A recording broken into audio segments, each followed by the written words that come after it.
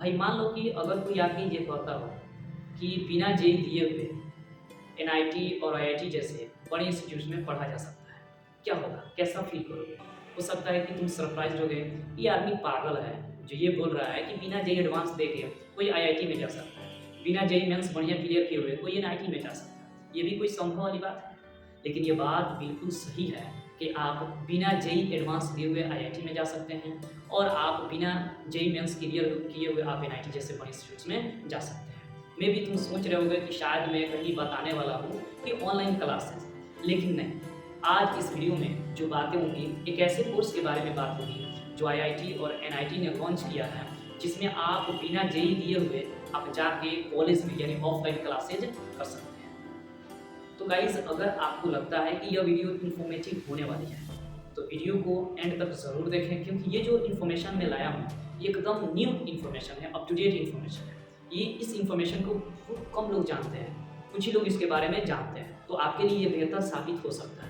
इसलिए इस वीडियो को एंड तक ज़रूर देखें और पूरा इन्फॉर्मेशन गैदर करने की पूरी कोशिश करें। गाइस, जो हम बात कर रहे हैं ना, वो कुछ आईआईटीज़ और कुछ एनआईटीज़ जो कोर्स को लॉन्च किया है ना, ये जस्ट 2023 में ही लॉन्च हुआ है। यानी 2023 में 2 आईआईटीज़ और 4 एनआईटीज़ ने इस कोर्स को लॉन्च किया है।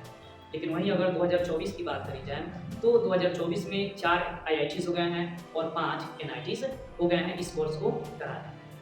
तो सबसे पहले जान लो ये कोर्स है क्या। तो भाई, ये जो कोर्स है ना, इस कोर्स का नाम है बीएससी प्लस बीएड, यानी यूँ कहें आप BSc plus BEd integrated course है।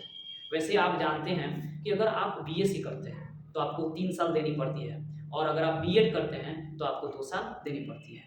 लेकिन यहाँ पे ये इंटीग्रेटेड है, यानी बीएससी के साथ साथ आपको क्या करनी है, बीएड करनी है। और ये जो कोर्स है ना, ये मात्र 4 साल की कोर्स है।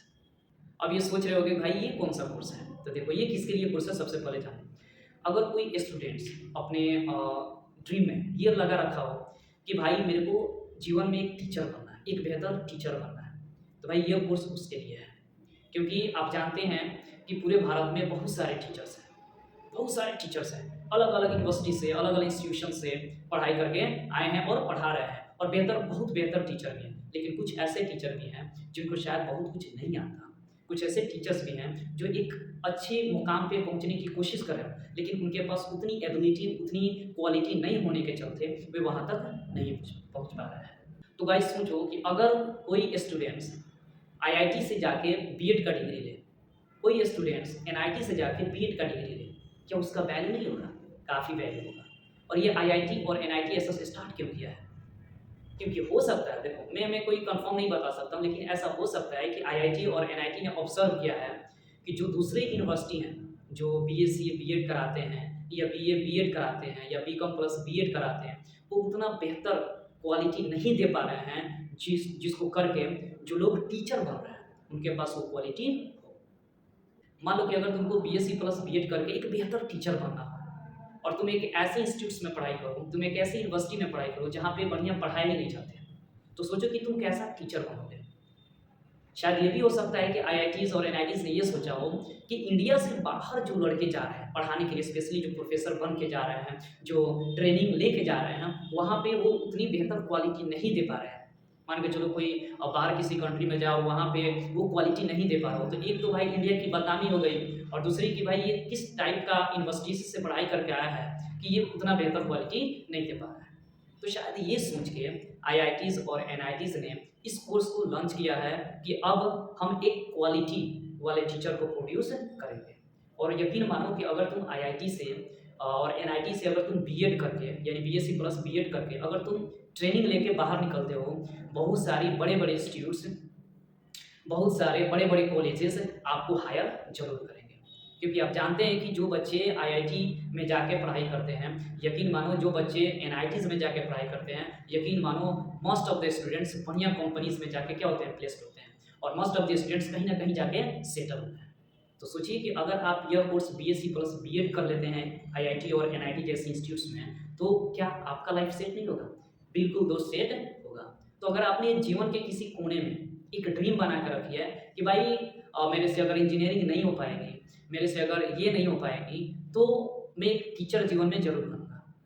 तो मैं आपसे एक गुजारिश करता हूँ कि आप बीएससी प्लस बीएड आईआईटी से और एनआईटी से करने की कोशिश करिएगा, क्योंकि ये बिना जेई क्लियर किए हुए आप इसमें जाके कोर्स कर सकते हो। भाई आईआईटीज में और एनआईटी जैसे बड़े इंस्टीट्यूट्स में आप डायरेक्ट नहीं जा सकते हो, कोई ना कोई छोटा मोटा तो एग्जाम लेगा ही लेगा।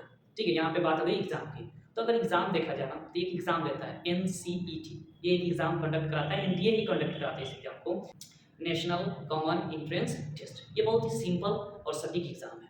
ठीक है, और इस एग्जाम के जरिए ही आप आईआईटी में और एनआईटीज में जाके पढ़ाई कर सकते हो बीएससी प्लस बीएड। याद रखना बीएससी प्लस बीएड। एनसीटी में अगर आप एनसीटी के वेबसाइट पे जाओगे, इसके बारे में सर्च करोगे तो इसमें बहुत सारे कोर्सेज आते हैं, बहुत सारे, बीए भी मिल जाएगा तुमको, बीकॉम में मिल जाएगा, लेकिन IIT special BSc plus BEd कराता है। और ये जितने भी आईआईटीज आप देख रहे हैं ना, इस आईआईटीज में आपको मात्र 3 सब्जेक्ट्स आपको मिलेंगे, एक फिजिक्स, केमिस्ट्री और मैथ। दो आईआईटीज और एक एनआईटीज ऐसा है जो एक एक्स्ट्रा कराता है। जैसे आईआईटी खड़गपुर ले लो और आईआईटी भुवनेश्वर ले लो, इसमें ना मैथ, फिजिक्स, केमिस्ट्री और इकोनॉमिक्स की पढ़ाई कर सकते हो।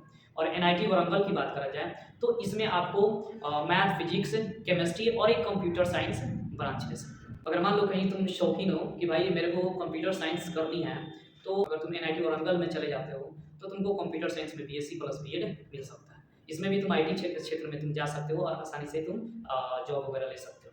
चलो तो अब बात कर लेते हैं एग्जामिनेशन की। भाई ये एनसीटी है क्या, किस तरीके से ये सवाल आते हैं, कितने क्वेश्चंस होते हैं, कितने अटेम्प्ट करने होते हैं। ठीक है, इसके बारे में पूरा डिटेल जानते हैं। तो सबसे पहले जान लो कि एनसीटी जो है ना, वह एनटीए के द्वारा ही ये एग्जाम कंडक्ट किया जाता है।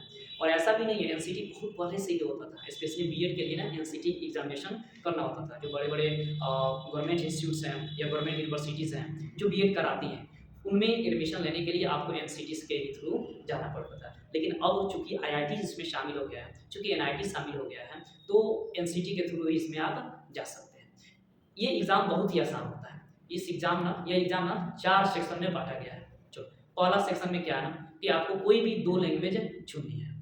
ठीक है, कोई भी 2 लैंग्वेज, जो आपको 2 लैंग्वेज आता है ना वो चुन लो। ठीक है, मान लो कॉमन में अगर देखा जाए तो इंग्लिश ले सकते हो। अगर आपको हिंदी आती है ना तो आप इंग्लिश एंड हिंदी ले सकते हो।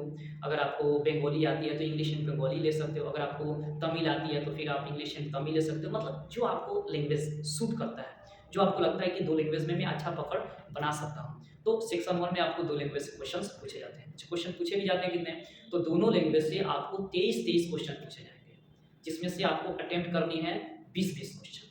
ठीक है, 20 क्वेश्चन आपको क्या करनी है, अटेम्प्ट करनी है। 3 क्वेश्चन आपको एक्स्ट्रा दिए जाते हैं। ठीक है, लेकिन आपको अटेम्प्ट करनी है 20 क्वेश्चन। वहीं अगर सेक्शन 2 में देखा जाए तो आपके आ जाते हैं डोमेन सब्जेक्ट्स। डोमेन सब्जेक्ट्स में कोई भी आपको 3 सब्जेक्ट्स चुनने हैं, क्योंकि अगर आप आईआईटी और एनआईटी में जाते हो तो भाई वो तो 3 सब्जेक्ट्स ही कराता है, फिजिक्स, केमिस्ट्री, मैथ। तो आपको 3 सब्जेक्ट क्या करनी है, चुननी है। और इन तीनों सब्जेक्ट्स में आपको 28 क्वेश्चन दिए जाएंगे और अटेम्प्ट करने आपको 25 क्वेश्चन। तीनों सब्जेक्ट्स में आपको 28 क्वेश्चन दिए जाएंगे। क्योंकि तुम जेईई का प्रिपरेशन कर रहे होगे तो तुम्हारे पास मैथ, फिजिक्स और केमिस्ट्री बेटर होता है, और इस एग्जाम में ना बहुत इजी क्वेश्चंस पूछे जाते हैं, तो तुम्हारे लिए बेहतर हो सकता है। ठीक है, मैथ, फिजिक्स और केमिस्ट्री तुम लेते हो डोमेन सब्जेक्ट में, तो तुम्हारे लिए बेहतर हो सकता है। वहीं सेक्शन 3 में ना आपको जनरल एबिलिटी टेस्ट लेते हैं। इसमें जो क्वेश्चंस होते हैं ना, जनरल नॉलेज से रिलेटेड होते हैं, तुम्हारे करंट अफेयर्स से रिलेटेड हो गए, कुछ रीजनिंग से भी रिलेटेड क्वेश्चंस हो सकते हैं। अब कहीं आप सोच रहे हो कि भाई मैंने तो कभी जनरल इन्फॉर्मेशन पढ़ा ही नहीं है, मैं कैसे दूंगा।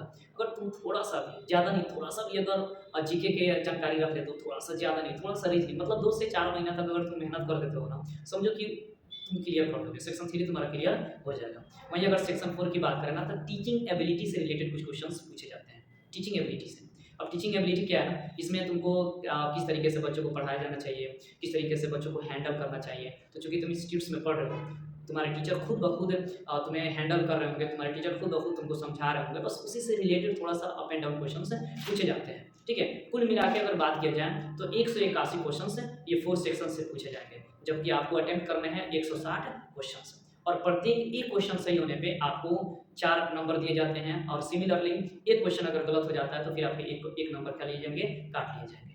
इस तरह से जो एग्जामिनेशन होती है ना, ये 640 नंबर की होती है। अगर तुम 250 से 300 भी नंबर ला देते हो ना, तो तुम्हारा हो जाता है इसमें। ठीक है, तुम्हें आईआईटी एनआईटी मिल जाएगी। अच्छा, इस एग्ज़ाम का फॉर्म आता कब है ये जान।